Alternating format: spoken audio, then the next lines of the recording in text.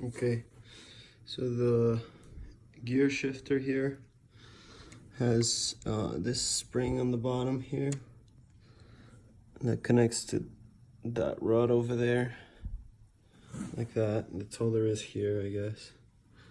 I think if you pull this out, it comes off. Then that spring over there, just like that, comes up to here. There's one screw here that's lined up with that.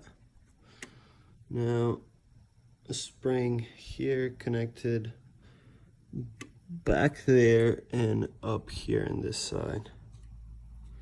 And there's one more screw in the back.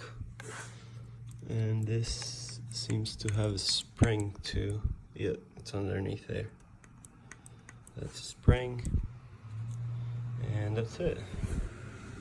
Roller here. That's it.